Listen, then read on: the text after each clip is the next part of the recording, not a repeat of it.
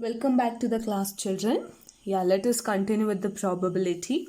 So probability is nothing but what? It is always given by the formula is the ratio of, I can say, right?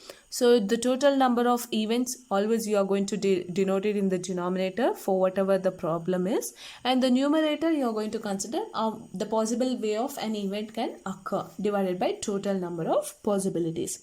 So now let me consider one more example, that is example of spinner. So in this case, a spinner has, as you can see in the figure, has 4 equal sides colored. Okay, so that is yellow, blue, red and green. Suppose if you spin that spinner and it lands on red. Okay, so what are the chances of this event having that outcomes? So what is the possibility that, like that arrow mark will land on red? So first thing is, what is the total number of colors you have? It is nothing but 4. So how many among that, how many has red in color? Only 1. So the answer should be equal to 1 by 4. That's it. So the chances of landing on red are 1 in 4, that is 1 by 4. So it's very simple. And always remember, the answer should be always equal to or less than 1. Whatever the, like the possibilities that you are taking it, always it will be lesser than 1. So next, one more example is simple example I have taken, that is example of dice. So in this case, the probability of 1 occurring is 1 by 6. Similarly, when you take 2, it will be 2 by 6. So 1 is equals to each number of dice. This is a sample space we are talking about, and this will be the total number of sides.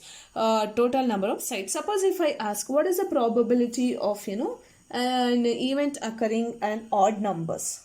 So how many odd numbers are there in this case? So in a sample space, first you should write the sample space of a die. So in the sample space, the odd numbers are 1, 3, 5. So there are 3. So the probability will be equal to 3 by 6. That's very simple. So that's what you're going to continue with it. So in this case, I've taken the probability of even number, as I told you. It is 3 by 6, as well as for the odd number also it is 1 by 3 by 6, which is equal to 1 by, it's 1 by 2. Sorry, this one, make a correction. It's not 1 by 3, it's 1 by 2. Okay, you can exclude this. Yeah.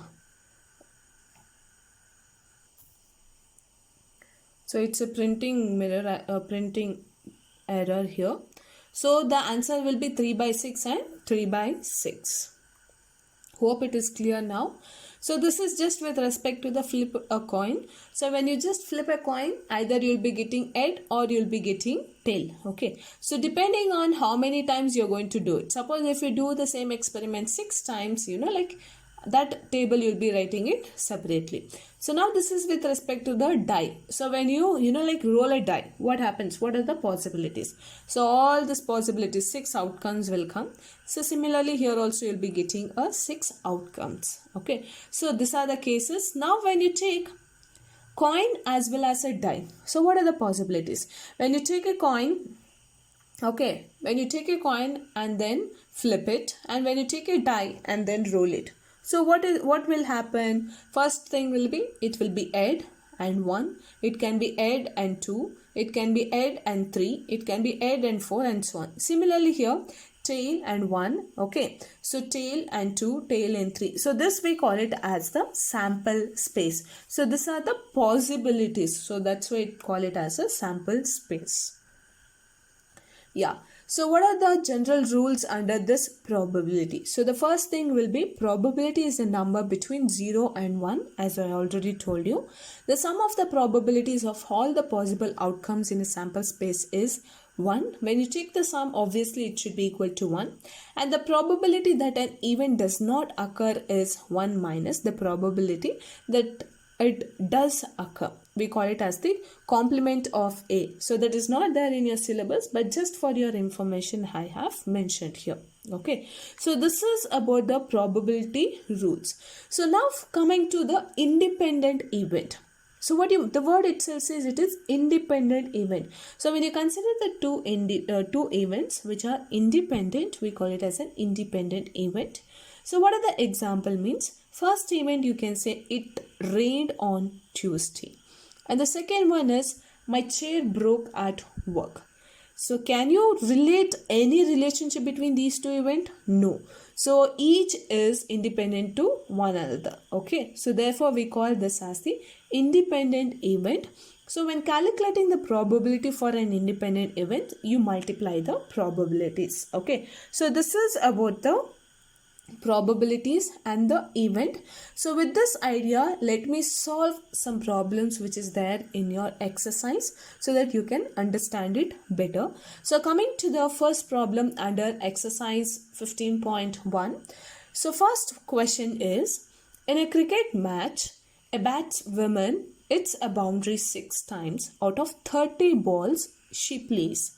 Find the probability that she did not hit her boundary. See, this one you can just relate with your, like day-to-day event that you are doing it. If you are playing a cricket, so you can relate it very easily.